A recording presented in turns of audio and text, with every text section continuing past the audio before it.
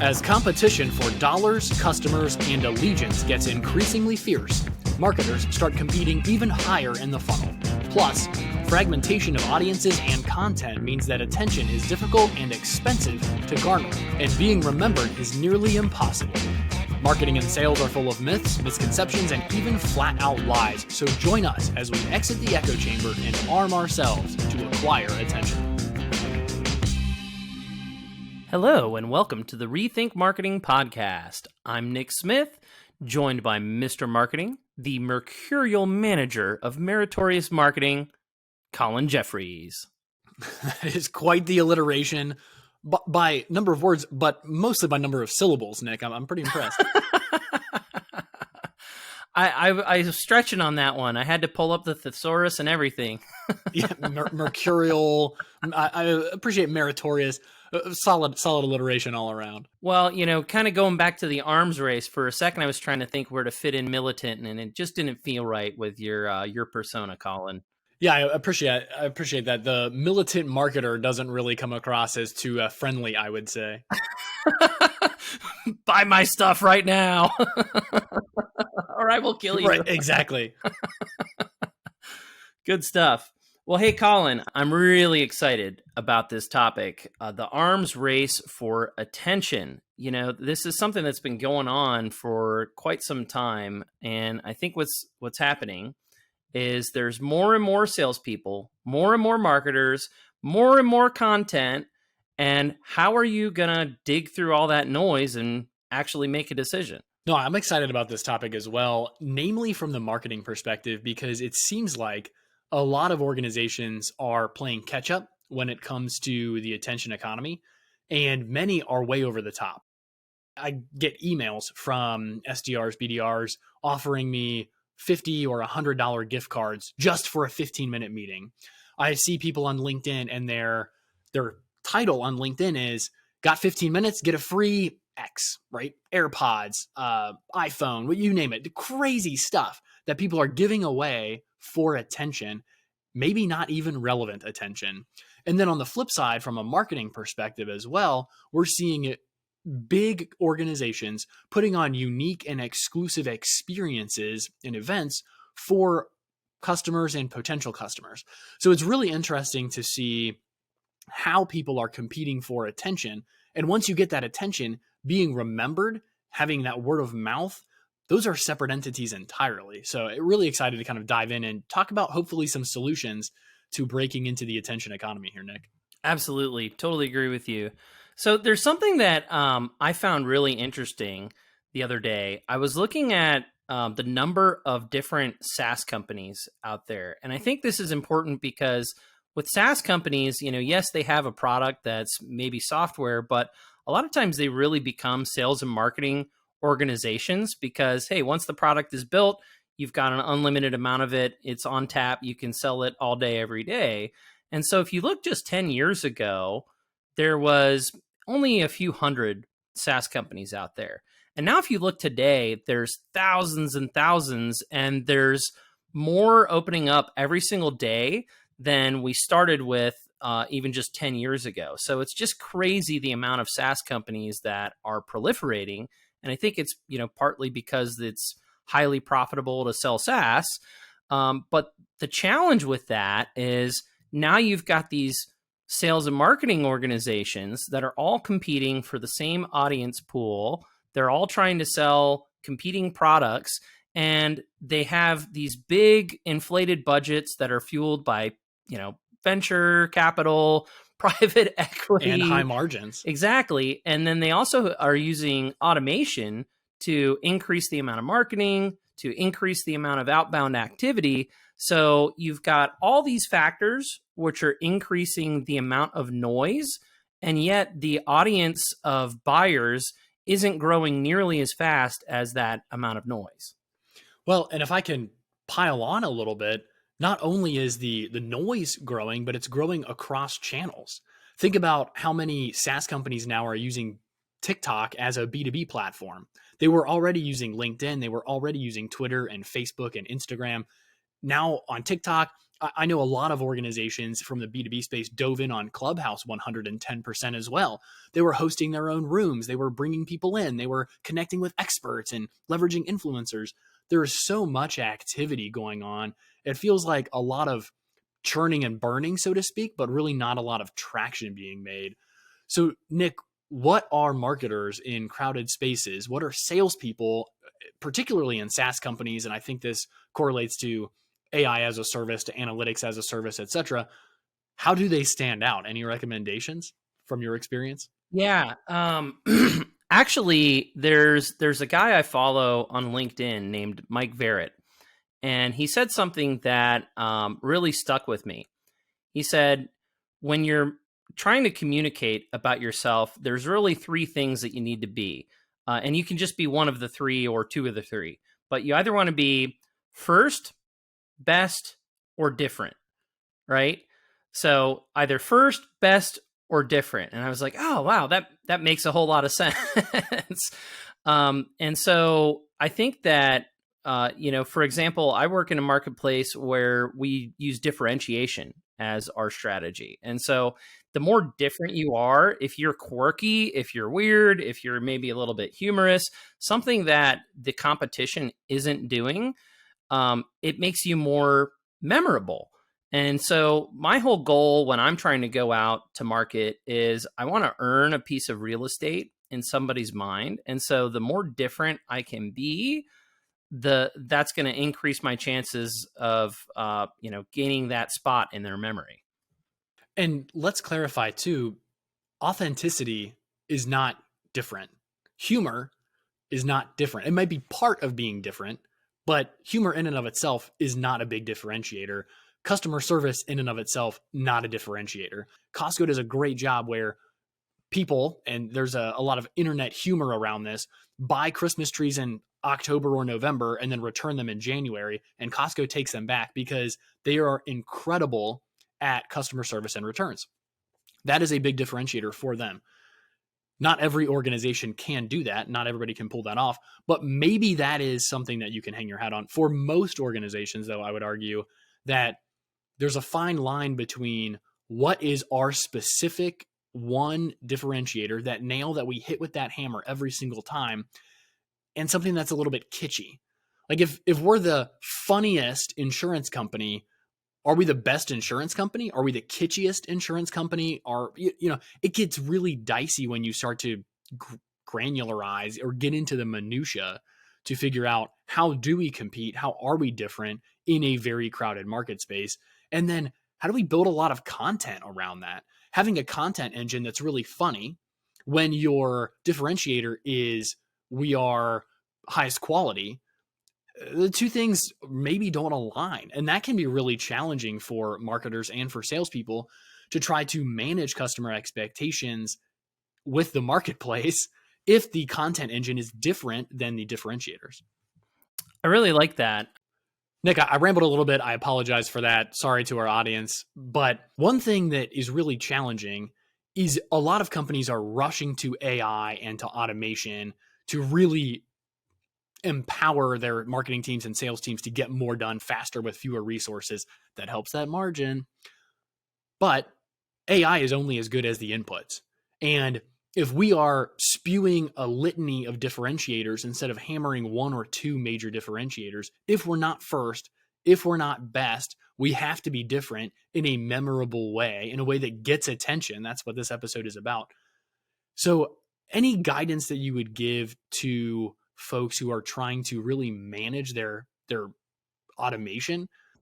Yeah, I think for me, the biggest challenge with automation is I see people leaning on it too heavily. And I think people automate before they've really perfected their process. And so this is really bad because then what we're doing is we're automating bad process. And oftentimes that automation actually, it de-differentiates you, right? So a perfect example of this is LinkedIn automation. All these tools like, Duck Soup and Octopus. There's all these tools out there that allow you to automate your LinkedIn outreach. But, once you get into somebody's inbox and you just start spamming them with a pitch, everybody else in the world is doing that exact same thing. So even if the message inside of that is totally differentiated, the activity, the way that it comes off to the consumer is, oh, here's just another person who's pitch slapping me, right? And I don't want to see that, so I'm not even going to pay attention. I'm not even going to read this pitch that you've put in my inbox. Yes, yes, yes. We interviewed Mike Michalowicz on episode 126 of the Rethink Marketing Podcast, and he had a really good jumping off point, which I think feeds into exactly what you're saying, Nick, which was pick your best customer or your best maybe 3 customers and sit down with them and say, hey, what is my company doing really, really well? And they'll tell you, hey, you guys pick up the phone every time I call. You guys do X, you do Y, you do Z. And that means we need to get better at doing that. If they're saying, hey, you pick the phone up every time I call, we need to staff up our call center so we're never missing a call. If they say you get a tech out on site within 5 hours, we need to get a tech out on site within 2 hours, right? Because they're telling us what matters to them and how we can over deliver and how we can differentiate. Colin, I have a question for you. This is something I see so much when I ask different companies, different business owners what their differentiators are. And I'm curious if you've seen the same trend, because 9 times out of 10, I ask you, what are your differentiators? And they give me the same 3 things. Our people, our system. Yeah, exactly. And I've heard our story. Exactly. It's like our people, our processes, and our quality, right? You know, every single one. Yeah, no, that's exactly right. And sometimes it's, I'm sorry, but your story is not a differentiator. The way you tell your story, the components of your story, those can help you get attention. Those can help you be memorable. But when I think about brands that I do business with from a B2C perspective and from a B2B perspective, none of them am I like, wow, their story really resonated with me. That's why I pay 20% higher margin to that company, because of their story. No, it's something that's tangible, that's definable, that's defensible. And I'm sure most of those come from them sitting across the table from actual customers, actual prospects, again, maybe lost accounts, where they're interviewing people, they're really understanding, hey, what drives word of mouth for this industry? And then how can we play on that? What drives churn in customers in our industry? And how can we defend against that? And so on. Lots of really, really good things that we can do to build differentiation, not just in our products, but this also carries over into our content, into our advertising, into our sales process, so that way we are able to get that attention. Nick, Hey, I got a question for you about thought leadership. Where does thought leadership come into play in terms of cutting through the noise? That's a great question. I think in my experience, thought leadership is very challenging if there's not a goal. Thought leadership, I think, can be really powerful if it's done well and the system is defined, the objectives are very clear, and it fits into a place where there's not what's commonly called key man risk. It gets kind of dicey when Nick Reed-Smith is the face of X organization and he's constantly publishing videos and he's writing books and he's doing podcast interviews. And then all of a sudden he leaves that organization. Well, we spent a lot of resources and time and flexibility and support making him the thought leader. And then he left and took that thought leadership with him. But it's really, really challenging to have a company be the face of thought leadership. So I see that as being, I know this is a little bit of a rabbit hole, but I see that as being something that's kind of dicey and marketing teams need to manage pretty well to avoid a lot of the risk exposure that comes with either wasted resources on potential thought leadership or on key man risk or on other risk factors. What are your thoughts? Yeah, I'm thinking of a couple of organizations that I think have done it well. So if you look at Gartner or McKinsey, right, the organization, I think people look to those as, hey, that organization is doing research, they're publishing white papers constantly. You're getting really good quality information from them. And I don't think I could name a single person that works at either one of them, but you mentioned the name McKinsey or Gartner and people instantly know what you're talking about and they're thinking of that thought leadership. That's a great point. And when you think of McKinsey, you don't think of, or, BCG or any other large consulting practice, you don't really think of the individual. You think of the system, right? Someone from McKinsey is helping me with this. Someone from BCG is helping me with that. Not, hey, Todd Jones from McKinsey is working on helping us develop a better sales process. So I think that's a really good point. But to your point, Nick, we really have to compete in a very crowded space. I mean, when you think about all of the consulting groups there are, I could name probably 15 or 20 off the top of my head, and I'm sure I'm just scratching the surface. Those are the ones that have competed for my attention, won my attention, and let me engage with their content at some level. Great point. Great point. One last thing I'd like to add before we wrap things up. Something that I utilize a lot in terms of trying to cut through the noise, and we can't dig into this all the way, but I think a lot of it just boils down to trust. Yes. Now, that's not really a differentiator, but it is sort of just in terms of who your audience is. So if you have an established relationship with them, or, I kind of have this saying that I say a lot: trust can be built or borrowed. Even if you can borrow that trust through some sort of affiliation, some sort of referral, introduction, that's a quick differentiation that allows you to kind of break through the noise, and people are willing to talk to you. Excellent points. Excellent points. Well, Nick, great conversation today talking about some differentiation in differentiators and also in getting attention and in closing some deals. Any final thoughts before we send people off? Yeah, I mean, I think that the arms race for attention is just going to get, it's just going to keep growing, right? So as you go out to market, just anticipate that gaining people's attention is going to get harder and harder and harder. So if you're just doing the same things, pretty soon it's not going to work. The stuff that you're doing today that's working may not work tomorrow. So you got to keep experimenting. You've got to keep trying new methods, new approaches, personalization. Run those experiments, because just increasing the volume is just adding more noise. That's great. I'll just add, don't be afraid to be first and fail. We've seen Periscope, Google+, Clubhouse, a lot of potentially great social media platforms or attention platforms stumble and fail. And there are a lot of organizations that tried to build content engines on those platforms that ultimately lost their content. But if you're waiting and waiting and waiting, and it's 2025 and you're just starting to publish content on LinkedIn, it's probably a little bit too late, a little bit too crowded, a little bit too noisy. So looking at those first to market types of platforms when they come available, when the audience size makes sense and you can actually get in and hit your target customers, or maybe just your TAM, total addressable market, let's not be afraid to experiment with those, to throw some resources behind them, again, if it makes sense with our business model. Well, everybody, thank you so much for joining us today on the Rethink Marketing Podcast. Hopefully you enjoyed the conversation as much as we did. Until next time, keep rethinking those common assumptions.